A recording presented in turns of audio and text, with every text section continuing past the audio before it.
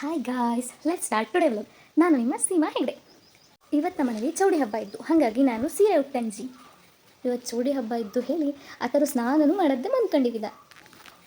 ಬನ್ನಿ ಎಂತೆಂತ ಮಾಡಿದ್ದೆ ಹೇಳಿ ತೋರಿಸ್ತಿ. ಎಂಥದ್ದು ಅಂದರೆ ತಿಂಡಿ ಎಂತೆಂತ ಮಾಡಿದ್ದೀವಿ ತೋರಿಸ್ತಿ ಬನ್ನಿ. ರೊಟ್ಟಿ ನಾಗರಿಗೆ ಮತ್ತು ಸುಟ್ಟೆವು ಚೌಡಿಗೆ ಹೇಳಿ ಮಾಡಿದ್ದ.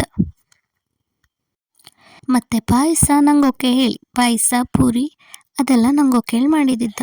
ಕಡೆಗೆ ಸಾರು, ತಂಬ್ಳಿ, ಅಪ್ಪೆ ಹುಳಿ, ಪಲ್ಯ ಇಷ್ಟನ್ನ ಮಾಡಿದಾಗಿತ್ತು. ಎಲ್ಲ ಪಟ ಪಟ ಪಟ ಮಾಡಿ ಮುಗಿಸ್ಕೊಂಡ್ಯ.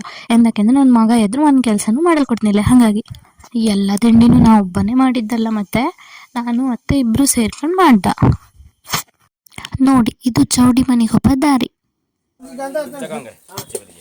ಚೌಡಿ ಮನೇಲಿ ಕಡೆಗೆ ಹಾಡೆಲ್ಲ ಹೇಳಿದ್ದಿ. ನಂಗೋಕೇನಾದರೂ ಆ ಹಾಡು ಇಷ್ಟ ಆಯ್ತು ಹೇಳಾದರೆ ಒಂದು ಲೈಕ್ ಕೊಡಿ ಮತ್ತು ಫಾಲೋ ಮಾಡಿ.